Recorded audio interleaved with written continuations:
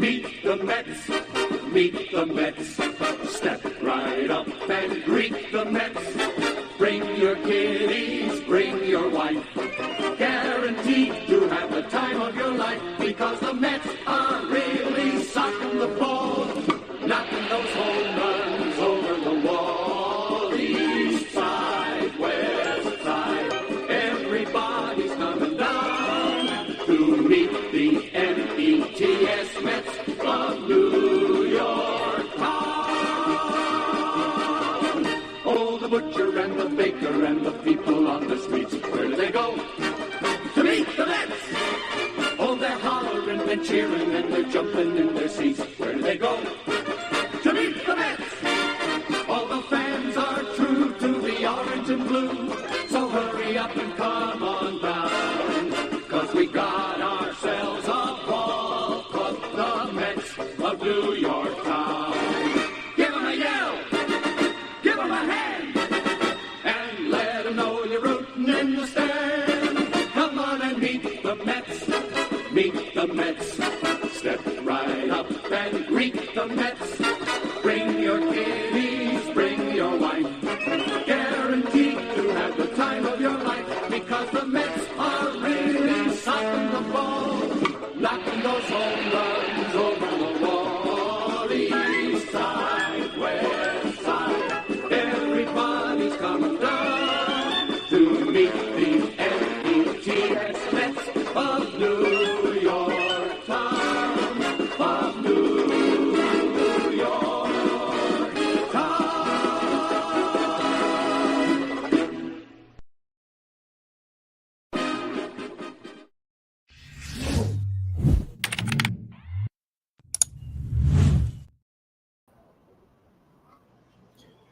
What's up, Mets fans? Welcome back to Talking Mets at Rob and the first off-season show of the season, the new Mets off-season report right here on the channel. You will get it every Thursday right here on Talking Mets at Rob. Hopefully, everybody is doing okay. There is a ton to talk about. Only, and I mean only, our New York Mets can have more storylines than the teams actually in the 2023 playoffs. And that is typical New York Mets. And that is the way the Mets start their offseason. Not only do they fire Buck Showalter in an awkward, weird way, David Stearns becomes president of baseball operations. We all heard from Steve Cohen multiple times this year that Billy Eppler is going to be going forward with this team in a different technical role, even though it still was GM, so to speak. And then we find out today that Pete Alonso has hired Scott Boras to be his agent. And then a few hours after that, we hear Billy Eppler has stepped down as GM of the New York Mets. Now, is this David Stearns clearing house completely?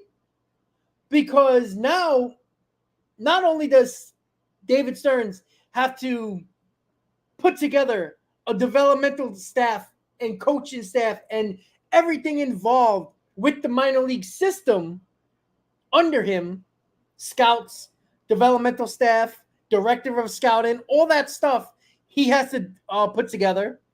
Now, he has to search for a manager. Now he has to search for a GM. And now you have the star of your team in Pete Alonso change into one of the most infamous agents in all of baseball, who loves to take their client to free agency. That's where we are in the New York Mets world on basically day 3 of the Mets offseason. So welcome everybody to the Mets offseason report every Thursday right here on the channel. I'm going to work very hard to get special guests here just to talk about the ins and outs of the offseason with the Mets that currently go on, because the Mets seem to like to make news in the offseason when they're not even in the playoffs. And all the stories that have come out, there's more stories about the Mets than the actual games that happened over the last couple of days.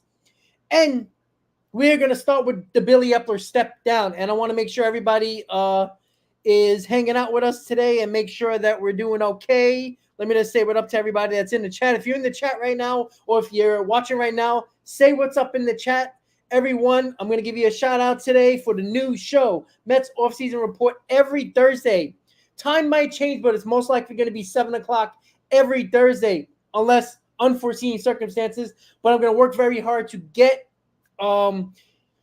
guests on here. Obviously, other YouTubers. I'm going to also get podcasters. I'm also going to try to get people from other outlets as well. If there's any stories like regarding the Cubs, I'm going to talk to a couple of Cubs people, maybe reporters, maybe YouTubers that might have a little bit more information in regards to where did this news come out of about the Chicago Cubs and doing everything they can to acquire Pete Alonso. And it's funny how that story came out, a day or two ago, and also Pete Alonso hiring Scott Boras. So it is very interesting to see. So make sure you hit on that like button, guys. If you're a new subscriber of the channel, don't be shy. Say what's up in the chat, and I will give you a shout out. All right, guys. Daniel, Joe, Rocky, Joel, CD, thank you for the super sticker. I appreciate that, buddy.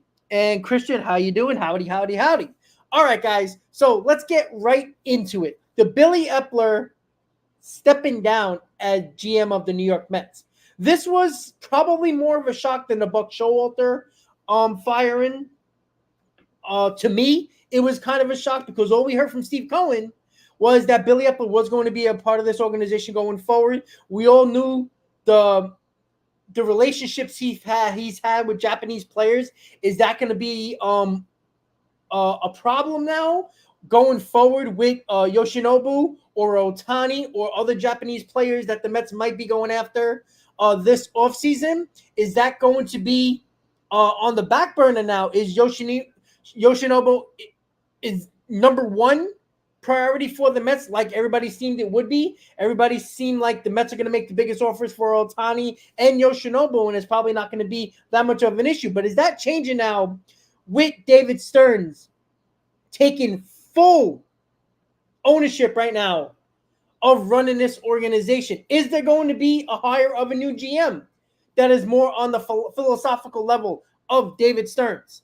We already heard him say he wants to have a partnership with the next manager, somebody that is on the same page with him and his analytical, philosophical thought process in running a baseball team and developing a baseball team and players and staff and all that stuff. Is more coaching going to get fired? Is Eric Chavez gone? Is Hefner gone? Is the hitting coach gone?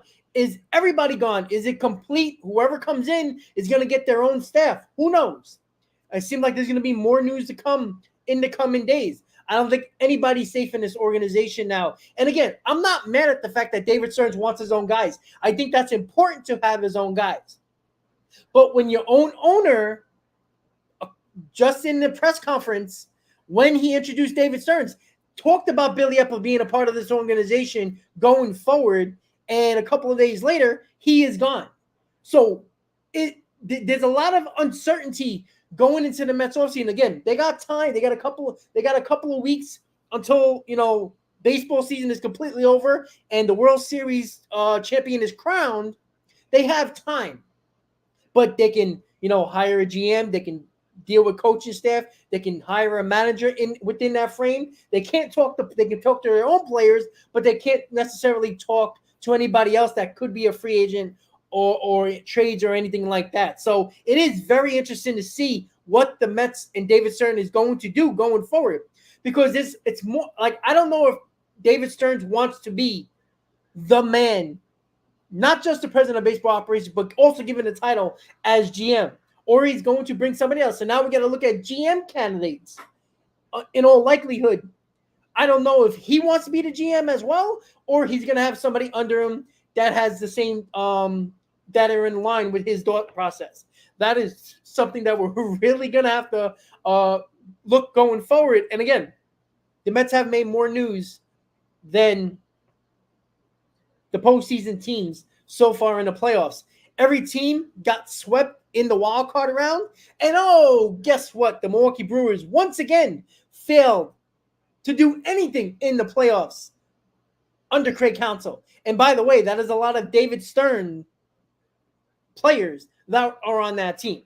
All right, just so everybody knows. So everybody that wants to go crazy for David Stearns and is already obsessed with Craig Counsell as being the next manager, I pulled up a little bit of information about David Stearns, just so everybody has an idea of what's going on in this world of the David Stern love fest here. All right, and the Craig Counsell love fest, oh, by the way. All right, so here we go.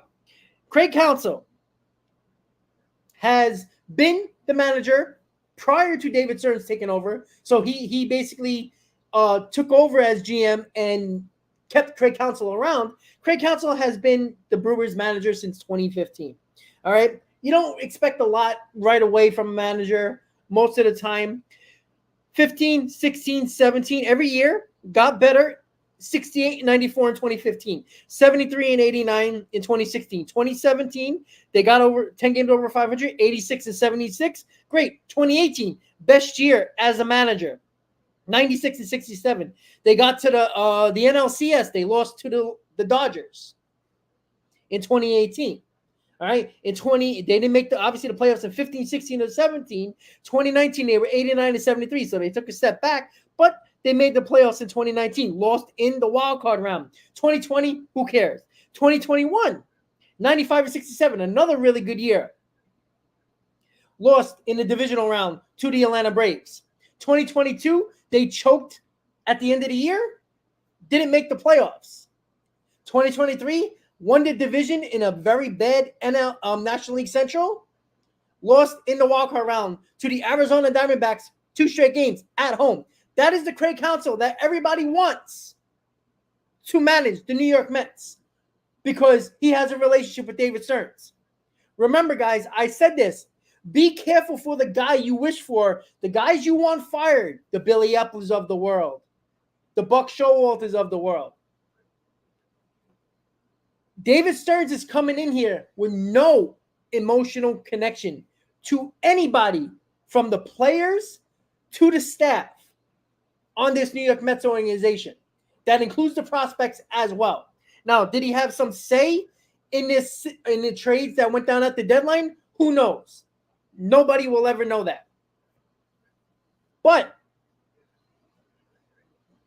remember the saying. Now, I probably get the saying wrong, but I think you guys will understand what I'm talking about.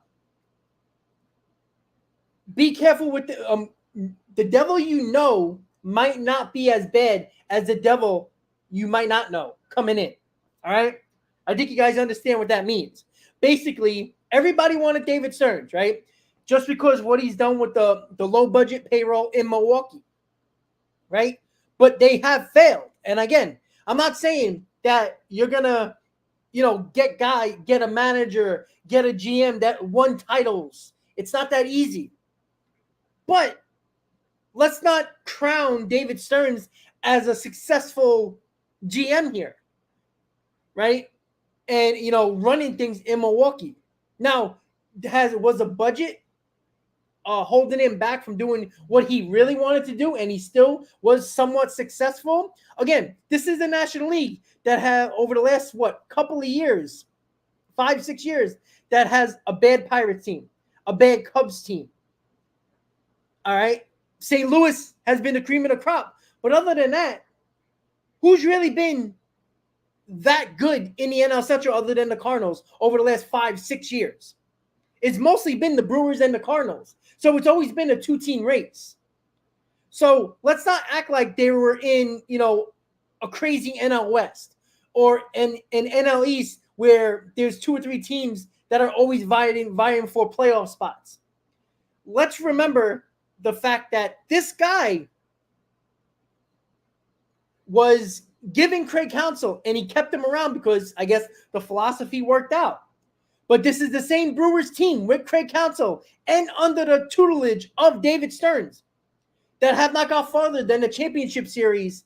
And most of the time, they're one and done, either in the wild card round or in the divisional round.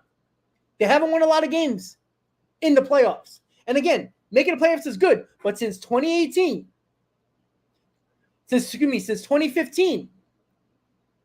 they made the playoffs a couple of times, which is perfectly fine. So Craig Counsell has been there for 8 years. They failed in the playoffs. They have not played well in the playoffs. They just lost to an Arizona Diamondbacks team that was struggling to make the playoffs at the end of the year. Right? This is another Milwaukee team that won the NL Central. That wasn't very tough. And then we just expect and this is the problem when I always talk about with Mets fans.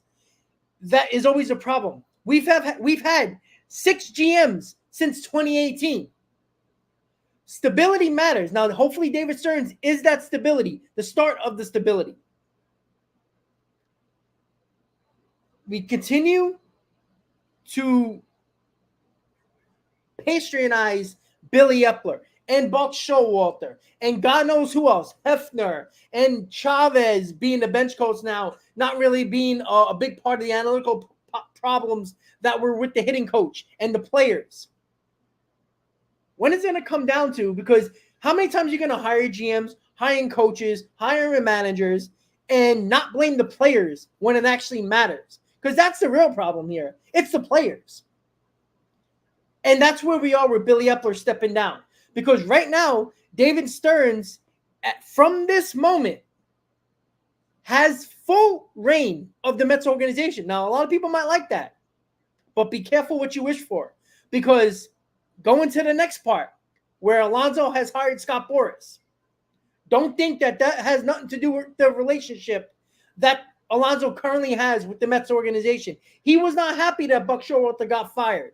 Remember, he was stopped from going in Steve Cohen's office to voice his displeasure of the firing of Buck Showalter. Now, I don't care about the players' feelings. I think suck it up and just play on the field. That's your job.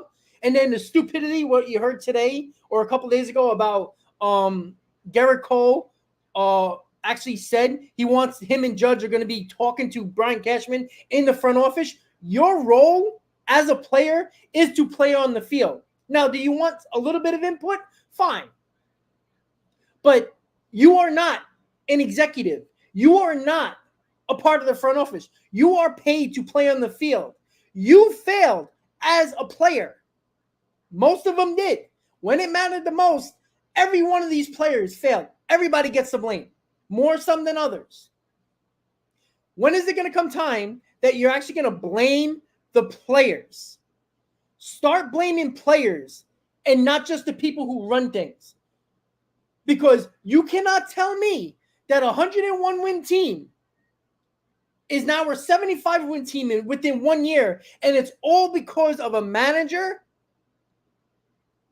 a little bit of analytical stuff, and a GM, when it was mostly the same core players that failed in September of losing the division, that failed this entire season. Because the main guys, and this goes for all the core, Nimmo, Lindor, Alonso, McNeil, underperformed when it mattered most in May and June.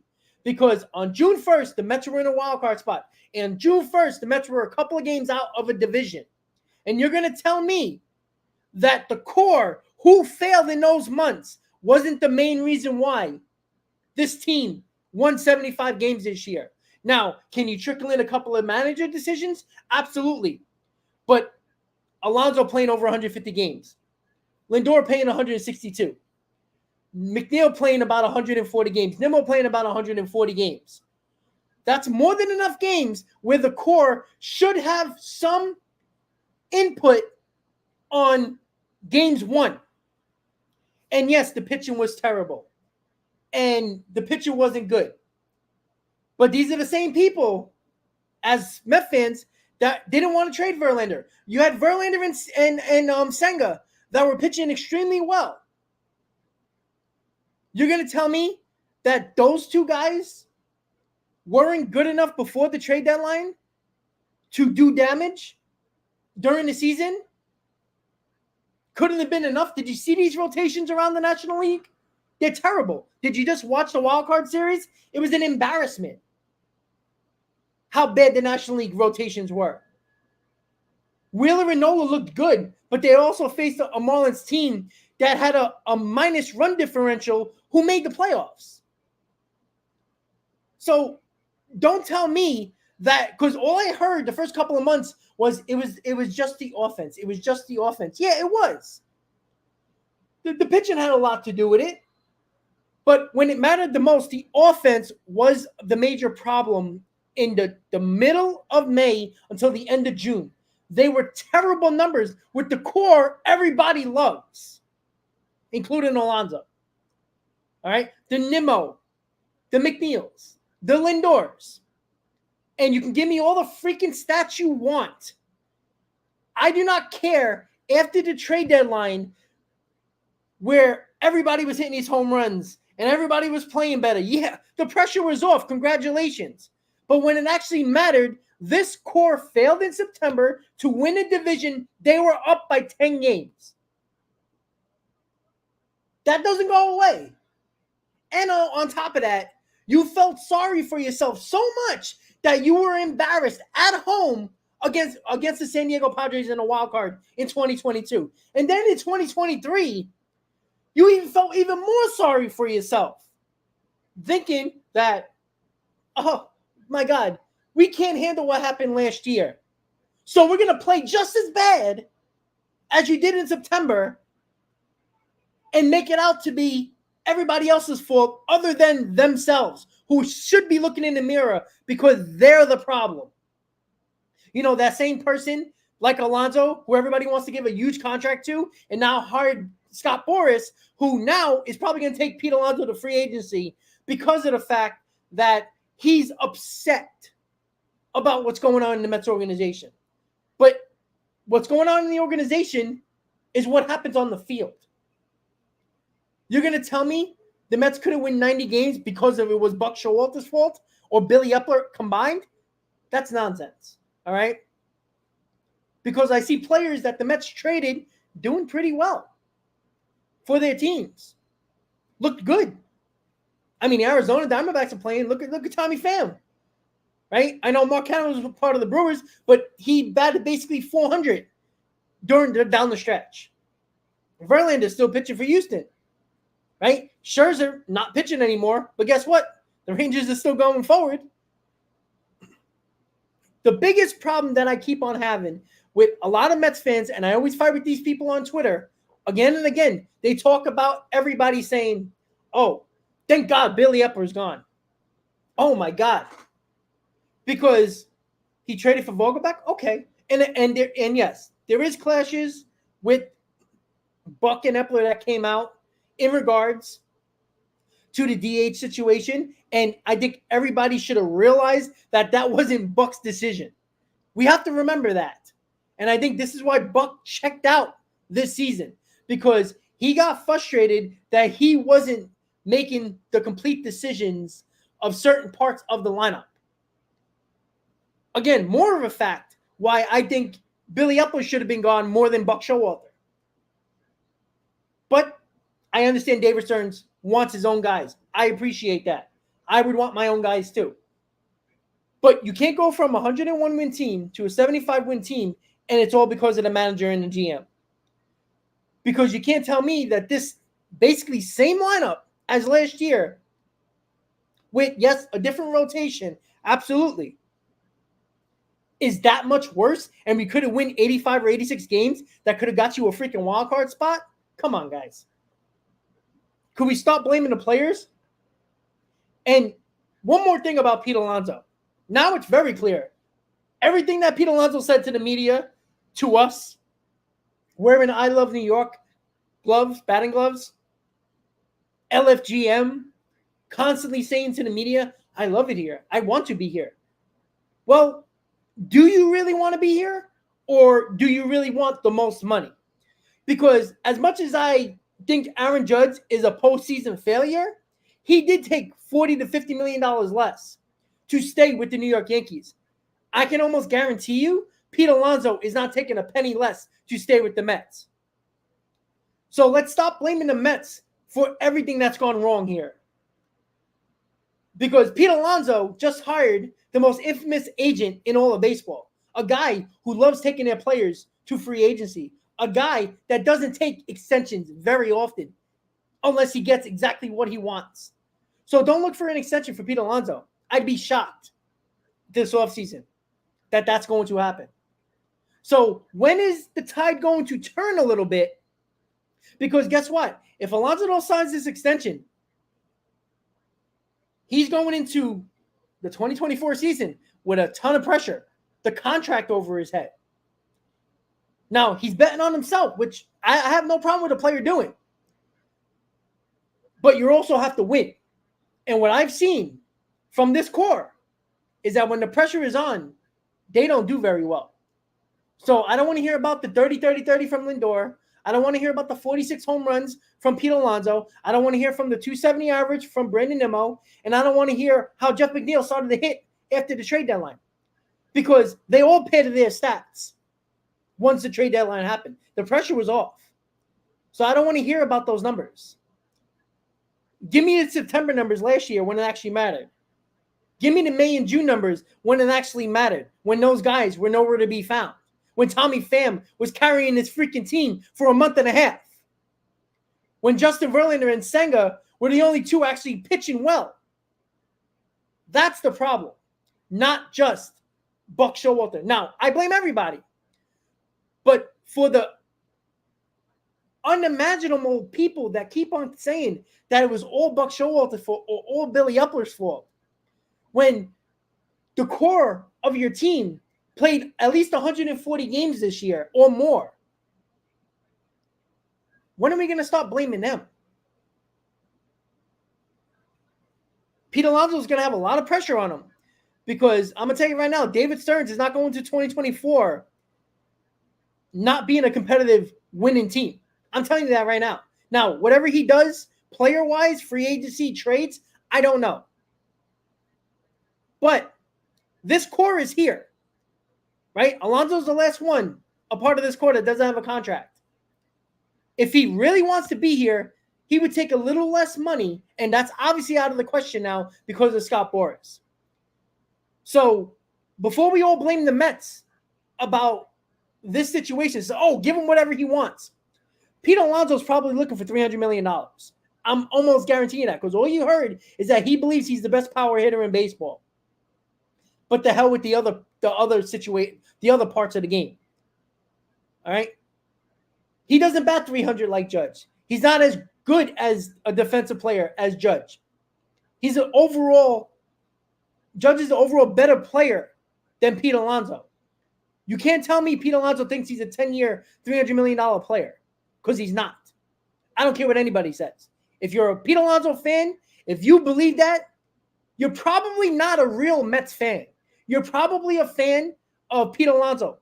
You're the same fan who probably loved Tom Seaver. My dad did. He loved Tom Seaver. But guess what, guys? My dad remained a Mets fan after the Tom Seaver trade. You know why? Because you root for the name on the front of the jersey, not the back. That's the problem with today's society as sports fans. You see it in the NBA, and you see it you're starting to see it in football a little bit more. Oh, actually, you're still starting to see it in baseball a lot more, but you always see it in the NBA. There's too many fair weather fans, and I'm going to use that Evan Neal Giants lineman phrase. Too many bandwagon fair weather fans who root for a player or players on a team, not necessarily the team. So you're loyal to a player more than you are the team. You're going to tell me, the diehard Pete Alonso fans, that, if you trade Pete Alonso or you don't sign Pete Alonso, I'm not going to be a Mets fan no more. And I probably will see most of them out of game.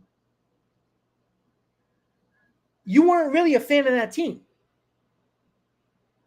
CD, that's not the point about the owner having the biggest pockets. I'm sorry. The Dodgers, the Yankees can pay just as much. All right? The Yankees, again, Aaron Judge took less money to go back to the Yankees. The Yankees have just as much money. Don't let anybody fool you. All right? They got a ton of money. They could have gave Aaron Judge $400 million just like the Padres offered. But they didn't. They gave a year less and $40 million left. I'm sorry. Pete Alonso's not a $300 million a year player. I'm not giving him 10 years, $300 million. I'm sorry. I'm not. I love Pete Alonso. But CD, it's not taking less. That's the problem. The fact of the matter is that when you talk a big talk and say, I love New York, where do I love New York batting gloves? Talk about LFGM. Talk about how much he loves it here. He loves New York. He wants to be here forever, but then wants the most money. But you're not, you're the third best first baseman in all of baseball overall. You're not better than Olsen. You're not better than Freddie Freeman. So why do you deserve more than all of those guys? Olsen's was the same age as Pete Alonso. He got $170+ million over, I think, 8 years or 6 years, whatever it is. But the money, you're going to tell me he's worth $10 million more than Matt Olson? That's absolutely insane. He's not. That's the problem. Right? I don't like to compare Aaron Judge and Pete Alonso. I don't think that makes much sense because they don't play the same position. All right? Power-wise, I think Pete Alonso is just under Judge as a power hitter. If Judge and Alonso are healthy, Judge is a better power hitter. But that's not even what I was going at, because Pete Alonso thinks he is the best power hitter in baseball, and he thinks that just means, oh, you get $300 million. No. That don't work like that. Yeah, but CD, what soured him though? He failed in during this season when it mattered the most, along with other players of this core. What were the Mets supposed to do at the deadline? Stay pat and win 75 games and not make the playoffs and now have no farm system and a broken down Scherzer and another year older Verlander? That made no sense. I'm sick and tired of these players whining. Do your fucking job. How about that? Do your job. You failed. Look in the mirror. Don't talk to Billy Eppler. Don't talk to Steve Cohen and voice your displeasures about the trade deadline when you are the problem. The team was the problem. That's it. The team made a decision. And I think that Boston series was the end-all be-all for this organization deciding what they did at the deadline. Because the almighty Scherzer had an opportunity to win that series in Boston that would have gave us within 5 games on the wild card spot. I was there. All I seen Scherzer going like this because he gave up 4 home runs. Completely demoralized this team. Yeah, Mike, but honestly though, the way Judge hits home runs, can he take 2 or 3 away? He's still a better power hitter than Alonso. Let's be honest. I'm sorry. I would even go up to $220 million, $225, 8 years. I'm not going more than that. It doesn't make sense. Does not make sense to give 10 years, $300 million. Because you heard prior to all of this nonsense going on with the front office that the Mets and Pete Alonso were on the same page financially. So what changed? What changed? David Stearns coming in? Because everybody loves David Stearns, right? All the Met fans wanted David Stearns. Well, what if David Stearns don't want to pay Alonso that money? Now you're going to blame him? Wait. No. I don't want to hear about the injury. Because in May and June, he didn't get hit by that pitch until the end of June. So from the half of May until all of June, he was healthy. I don't want to hear that shit. I don't want to hear it. And I also don't want to hear about players after the trade deadline have 2 months to play baseball and now are padding their stats because the pressure is off. Now, I don't think Pete Alonso is a padder of stats. I think he is very good. But you also have to have a limit for players as well. I'm sorry. When I look at first baseman, the best first baseman in baseball, I'm not going to Pete Alonso until number 3 on that list. That's where you have to go. He was not very good in May and June prior to his hand injury. Prior. Now, I'm not one of those people who wants to trade Pete Alonso, but there is a limit as well. And don't think for a second that David Stearns and this whole Scott Boras situation and the Mets were close on finances. It was just the years. Don't think David Stearns does have something to do with that, because he does. Like I said, even if the Cubs, like we all hear about the Cubs going on with the rumors about the Cubs are going to do everything they can to get Pete Alonso, that's fine. But it's going to stop at your top 3 prospects. That's where it's going to start. And David Stearns is not going to take anything less. And yes, that involves Pete Crow Armstrong, who was a former Mets prospect, along with probably one of their pitching prospects and another top 3 prospect. That's where it's going to go. You're going to give 3 top 5 prospects. That's at the very least. Because remember, he is a rental. You have to get rid of him in the offseason if you're going to trade him. You can't trade him at the deadline as a 2-month rental, because you're not going to get as much back. If he survives this offseason and he doesn't sign an extension and the Mets don't trade him, they're not going to trade him at the deadline. Because either the Mets are going to be doing well, going for a playoff spot, or they're not doing as good. They're not trading Pete Alonso because you're not going to get the value back. It doesn't make sense. And again, the Mets let Brandon Nimmo go to free agency. They technically let Edwin Diaz go to free agency. If the Mets really want Pete Alonso, maybe they will have to overpay to keep him, which is not a problem with me. I don't care if they give him 10 years, $300 million. It's technically not my money, right? They overpaid for Nimmo. They kept him. If Steve Cohen wants Pete Alonso, he's going to pay him. Now, I don't think they're that far in money. I don't think Pete Alonso is that naive to believe that he's a $300 million player, because he's not. Now, if he's looking for $250 and the Mets want to give $200, maybe they'll come in the middle at some point, and maybe that extra year matters. That's fine. Yeah, Tanya, if they say that, then they're not getting Pete Alonso. I'm sorry. I need 2 of those 3. That makes no sense for the Mets to do that then.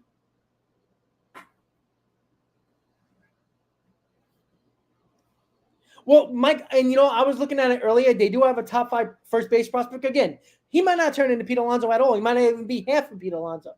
But the Mets would probably get back that in a return.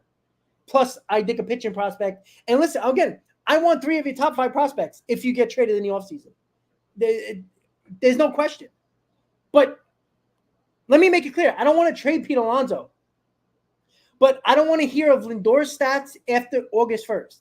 I don't want to hear of McNeil, Nimmo, Alonso stats after that, because they were all completely a different player after that. They were much better than what they were when it actually mattered. And Alonso had a great April, but he was absolutely dog crap in May and June. And then the injury happened. So I don't want to hear about the injury to Pete Alonso. All right, because he got hurt late in June. That 198 average that he had was prior to that injury. All right, he wasn't the only one. But again, if you want to be the face of the franchise, if you want the most money, and this also goes for Lindor, who was also batting 200 during that time. Alonso's not the only problem, but he's part of it, guys. At some point, you're going to have to start blaming his core. If you don't start blaming his core, you can't keep on recycling GMs and managers because they're not doing well. At some point, you got to blame the players here. At some point. I'm sick and tired of the love affair of Pete Alonso when he was nowhere to be found when it mattered the most this year, along with his other core buddies. That's where we are.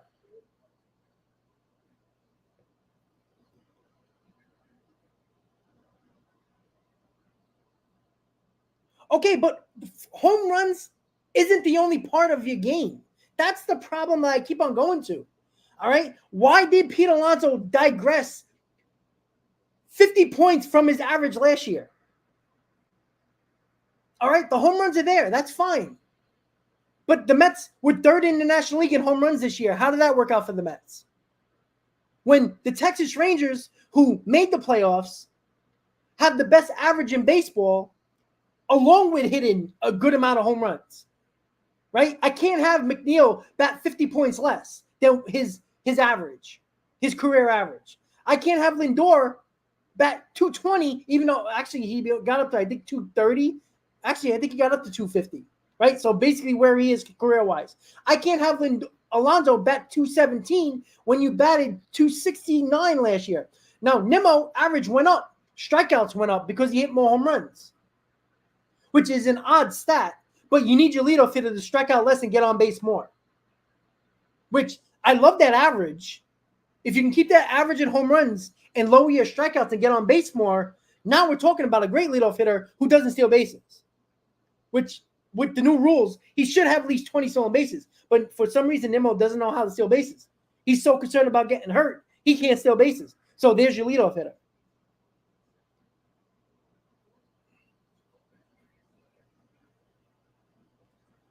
No. I always look at average. I'm not one of those stupid analytical people who care about OPS because I see guys that bat 240, 20 home runs with 60 RBIs and has over an 850 OPS. So I don't want to hear the OPS nonsense. OPS is a garbage stat. It always is. How is a guy that has an OPS of 850, doesn't have a 260 average, doesn't have more than 25 home runs, and don't have more than 80 RBIs? That makes no sense to me. It's idiotic. It's completely idiotic. Because this core failed when it mattered most. But, don't blame the players. Let's blame Buck Showalter and Billy Eppler because they have the bats in their hands. I'm sorry. Don't bat 200 in May and June as Lindor and Alonso did. Don't let McNeil bat 240. And don't have Nimmo, who his worst month was in June as well.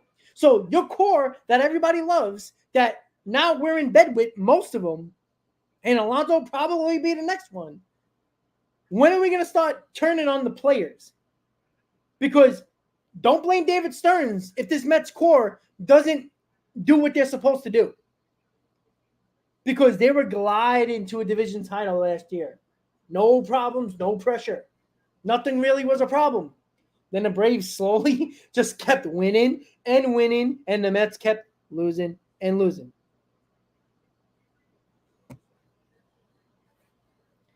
Rocky, driving in runs is the most important stat.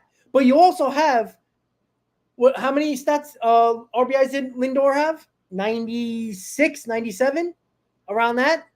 Alonso had 100 and God knows how many, right? Where did that get the Mets? So let's go back to McNeil and Nimmo, right? Nimmo's average went up.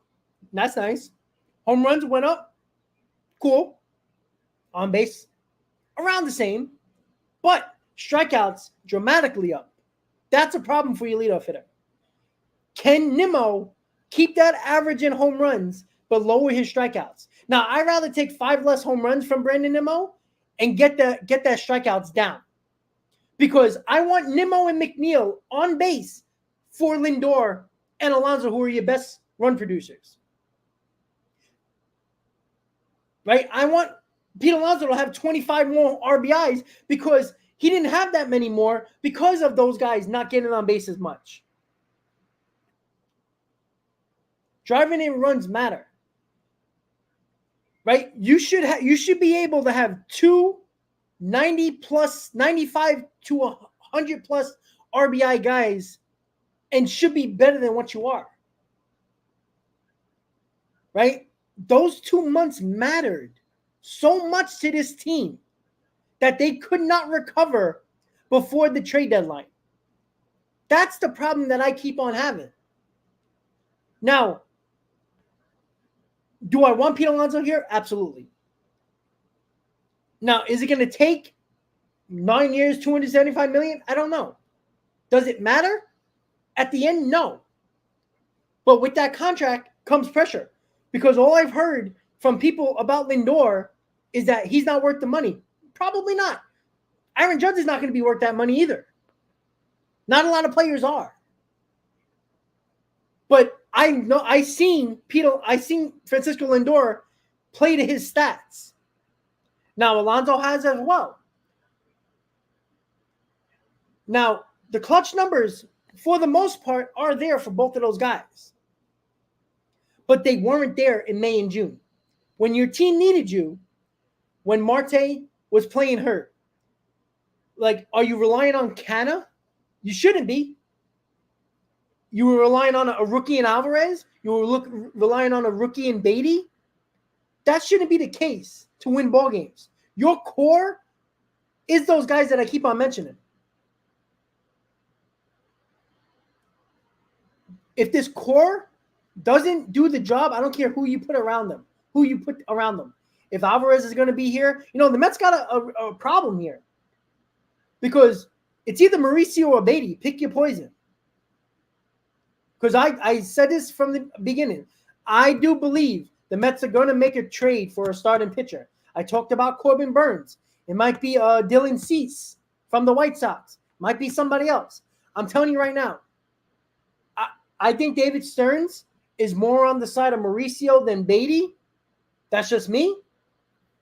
Now, I really like Beatty. I really like Mauricio. But I said this for years. Now, it's a different regime, so who knows? I don't know how David Stearns is going to evaluate our prospects. He might not like Alvarez. I mean, he might love Alvarez, might not like Beatty. So we'll see how that's going to go. That's going to be a dynamic there. I like Mauricio at second base. So what are you going to do to McNeil? You're going to put him in left field? Now, if you keep Mauricio at second, are you going to keep Beatty at third? Or are the Mets going to go after Matt Chapman? Because that's a possibility as well. Easy. If he turns it 9 years, 275, I don't know if the Mets are going to re-sign him. That's a lot of money for a guy who is not the best overall. Again, how can he make $100 million more than the guy who he's not better than, Freeman and Olsen? Now, I still think that Olsen just had a great year. He lowered his strikeouts, increased his average, increased his on base, and hit more home runs. So, can he maintain that? Who knows? Maybe that's just 1 year. But he already got his contract.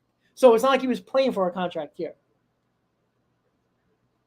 Now, even if Pete Alonso bats 270 next year, hits 50 home runs, has 130 RBIs, and still a solid first baseman, he's probably still not better than Matt Olson and Freeman. That's the problem. I don't think you can give him $100+ million more than a guy he's not better than, or two guys he's not better than. So I just don't understand the logic in that. Now, if you tell me that the Mets are offering 8 years, $200 million, and he's looking for the 9th year for $225, $230, all right, maybe I'm going to start blaming the Mets a little bit here. Like, I'm not going to go crazy over 1 year and a $25 million. But if he wants $275 plus 9, 10 years, that's a little outrageous for a guy who's not better than the two best first basemen in baseball. Now, Teddy, that's where I think the Mets are going to go. Now, I'm wondering if the Mets are going to trade for Juan Soto, because he's only 24 years old, going to be 25. I do think the Mets are probably going to explore that trade for Juan Soto, because I don't think and again, the Padres are what the Padres always are. They always do this where they spend a ton of money for 2-3 years. If they don't get what they want out of these guys, which is a World Series, they start getting rid of guys. They've done this before. This is not new to the Padres. This is exactly what they've done in the past. So I do expect them to trade Juan Soto at some point, because they know they're not going to be able to pay Juan Soto, in my opinion, because they're paying a hell of a lot of money to guys that they just added and extended. It's a lot of money there. I don't think they're going to keep him. So the best time and the most you can get for a guy is this offseason, going off of a contract year. Oh, Rocky, I agree. Cohen's going to have all the say in the world. But Steve Cohen also said that Billy Eppler is going to stick around, and now he's not. So don't tell me that Steve Cohen is not giving David Stearns the entire reins. Now, will Steve Cohen have a lot to say about what Pete Alonso, what what's going to happen with Pete Alonso? I would hope so. But going forward, remember, David Stearns made that deal for Christian Yelich. And that was a massive move at the time. And Christian Yelich was not as young, but young enough where that was a great trade for the Brewers at the time. Right? David Stearns also signed Lorenzo Cain. You know what I'm saying? So Pete to the Yankees, that's never going to happen. First off, the Mets are never going to trade Pete Alonso to the Yankees. Now, will the Yankees go after him free agency? They'd be stupid not to. I mean, they got a concussion first baseman at the moment, which is sad to say, but it's true. Robert, I think the Giants tried to spend money this offseason. They almost had Correa and Judge until they didn't.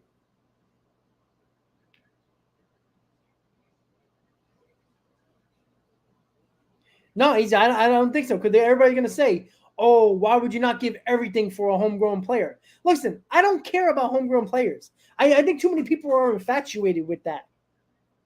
All right? I don't care. Who cares if the Mets never had a homegrown player that stayed with them their whole career? How did that work out for David Wright and the Mets? Right? We love David Wright. But that contract handcuffed the Wilpons at the time, especially when he got hurt. Because the Wilpons never wanted to spend more money. They got burned by that contract. They didn't even want to give DeGrom that contract. And that burned them too. So, CD. See, and here's the problem when I still thought the Mets should have still signed Correa. Because he's a winner. You seen that defensive play he made at shortstop? In that playoff game? That's a heads-up play. That's experience. That's a winner. You need winners on this team. That's why I wanted Correa. That World Series influence. Lindor's a really good player. Postseason experience. But he has not won. Correa has. That's why. You got to bring winning players here. That's why I think it's very important to bring a guy, if you can, do whatever you can to bring in Juan Soto. He's a winner. Now, I think there's more clubhouse issues in the Padres clubhouse because you never heard about clubhouse issues with Juan Soto with the Nationals. Right? I think there's a lot more to it with Machado and Tatis and all of that. Sometimes you have to bring in winning players here. Guys that have won before. Not mediocre players that have been on winning teams. All right? Not like that. Like the Tommy Phams of the world, the Mark Cannons of the world, the Eduardo Escobars of the world. Guys that, are guys that are, middle of the road players. But guys that are everything to the core. Because what we have as the core now are losers. Right? Nimmo. Now, this is not just all one player's fault. But McNeil, Lindor, Alonso have been on losing teams. Right? Now they're big part of this core, along with Lindor, who's come in. Sooner or later, you have to win, or you're going to be a failure. So, then I agree with that. But if that's the case, then why did I hear that Alonso and a couple of other offensive players were complaining about the analytics given to them that they didn't like? Now, if they had their own way, why didn't they go back to their own way that were successful last year to use this year? You know what I think it was? I think it was the pressure, guys. Because we saw it in September, and we saw it almost all of this year. When the pressure was on, they failed. That's what I think it is. It's more pressure than it is the analytics. Because I don't care what anybody says. If you're a player, you can listen to all the analytics you want or is given. When you step up to the plate, it's up to you to take what's given to the plate. I'm sorry. There's nobody to blame but themselves. They failed. And they continue to fail. They failed in September when it mattered, when the pressure was on. The pressure was on right away to start the season. They had a decent April. They had an okay May. They had a terrible June that basically put their season on a platter.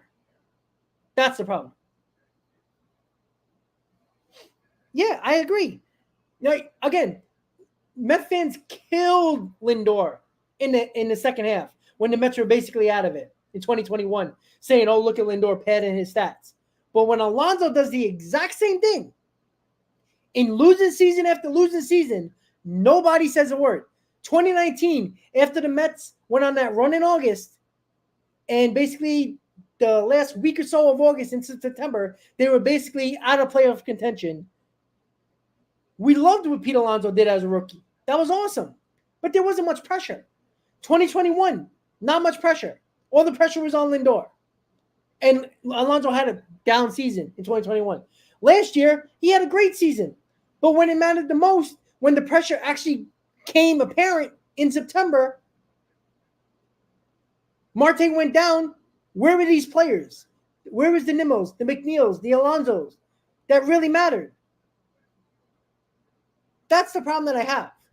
Now, can they still do it? Yeah, absolutely they can. Prove me wrong. I'd love to be wrong. Trust me when I tell you, I would love to have egg on my face telling you guys I was wrong about this core. I'd rather win a World Series and be wrong than not win anything and be right. I'm honest to God. Because I love this team to the high heavens. I hate being out of it in June. Because that's the way it felt. I don't have a YouTube channel because I don't love this team. I don't eat, sleep, and you know what? Every single day through 162 games. Live and die through every game. Oh, season's over. Season's on. Season's over. Season's on. Every single game, that's what we talked about. Right? I'm not talking to you guys in the offseason of the playoffs that I don't care about. I want this team to win. And I hope I'm wrong about this core. But they have been failures up until this point. I don't want to hear no more. Oh, it's because Alonso doesn't have protection behind him. With the numbers he puts up, shouldn't that be – that's not clearly a problem. Now, can he hit 4 more home runs more, 10 more RBIs more? He didn't have nobody behind him last year, and he went off. He went crazy. But when it mattered most, they failed, and that's including the wild card series. They had a decent outburst. Now, again, the wild card series was mostly the pitching, blowing everything up.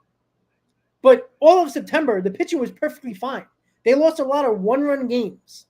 They could not score in September. Their September runs per game went down a full run. And you can't tell me it was all because of Marte. Lindor, McNeil, Nimmo, and Alonso were all there. What was the problem? We shall see, ladies and gentlemen, what's going to happen because we're not sure if the Mets are going to have a GM now, if David Stearns is just going to be the president of baseball ops and the GM, which, again, I don't have no problem with. I have no problem with a guy coming in wanting to know his own guys. But the problem with Mets fans is this. Because Billy Eppler and Buck Showalter were the few people that can be fired, they wanted them fired. A new face always brings optimism. That's all people want is a new face. Because don't think for a sec, because again, Counsell, failed manager. Right? He's been the Brewers manager since 2015. Made a couple of postseason appearances, basically one and done. They've won one series to get to the NLCS, and they didn't play well. Yeah. You know, so a lot of people are talking about Chaim Bloom, but Chaim Bloom was the one that actually traded Mookie Betts. Now, I don't think that was Chaim Bloom's main objective to trade Mookie Betts. I think that was the owner trying to shed payroll and wasn't going to pay Mookie Betts. But Chaim Bloom was also a guy that brought in Trevor Story for $100 million. So I don't know if that's a good idea either. Yeah, but manager doesn't matter in baseball like it used to. It doesn't, Michael. It does not. Not as much as it used to. Now, it matters probably a little than most other sports nowadays, but not as much as it used to. Now, again, I don't think Buck Showalter was the main problem here. We heard the story about Billy Eppler and him clashing with Buck about Vogelbach in the DH situation. He wanted Vogelbach in the game every time there was a right-hander. Remember, Billy Eppler is Buck Showalter's boss. What was Buck supposed to do? So my problem is I think Buck Showalter got handcuffed enough where I think he checked out. Now, that's a detriment to Buck Showalter, but I think when things were happening, Billy Eppler was getting more control over this team and the everyday situations of this lineup and of this team. I think Buck Showalter had enough. And I think Buck Showalter, I think they gave him an ultimatum. And I think they said, hey, Buck, you're not going to get full reins here. Buck Showalter was like, I don't want to do it. So we'll see. So, guys, managerial searches, and we're going to end this in a few minutes. Craig Counsell, I think, is the favorite. You know, you hear names called Beltran, Espada, McCullough,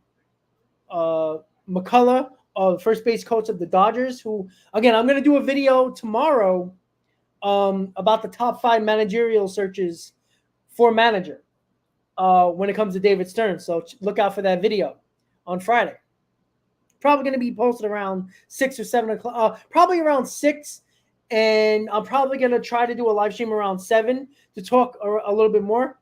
Yeah, Yariel, I understand that. But again, it's not just about winning. Again, this is the problem with managerial searches now. A GM wants a guy they can work with, that they trust. They think winning's more about the players on the field and the analytical nonsense than the manager in the dugout. Because you heard David Stearns, he wants a partnership with this manager that he brings in. So it's a collaborative effort. So for everybody who hates Buck Showalter and thought he did a terrible job, is now going to get an Aaron Boone, Brian Cashman situation. That's where you're going to get. Mostly what you get around baseball now. You just hope it works out. Well, easy. I don't know if there's going to be a GM. I think David Stearns might be all president of baseball ops and GM. That's just me, but we'll see. We'll see. So managerial searches, top 5 managerial candidates.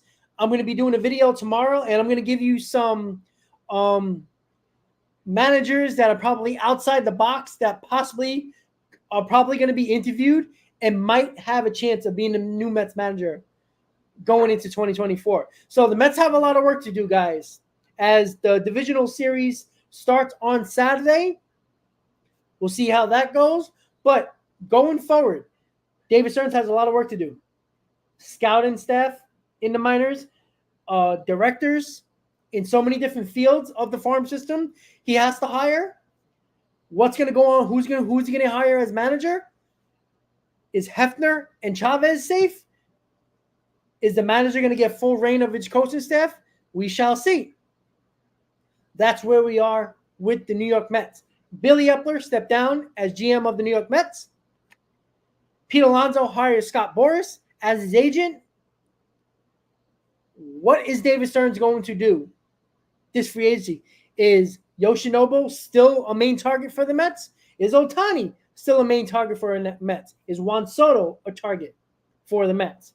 Is David Stearns going to work out an extension with Pete Alonso? A lot of question marks and a lot of offseason to talk about it. I do appreciate everybody tuning in to the first show of the offseason for 2024. The Mets offseason report will be here every Thursday, 7 p.m. Of course, time might change depending on circumstances, but most of the time, every Thursday this offseason, we're going to have guests, going to have YouTubers on, going to have podcasters on, going to have reporters on. Everything that I'm going to do, we're going to have people on here to talk about the Mets offseason going forward. So with that said, guys, thank you for tuning in to the Mets offseason report, show number 1 of the Mets offseason of 2024. A lot of news happened over the coming days, guys, over the last couple of days. Probably more is going to come out in the coming days. With that said, look out for breaking news, live streams, YouTube shorts, and the video tomorrow. Top 5 managerial candidates I think are going to be top 5 for the search for manager of the New York Mets going forward. With that said, everybody have a good night. And hope you guys enjoyed the show. As always, Met fans, let's go Mets. See you tomorrow in that video. Have a great night, guys. Let's go Mets.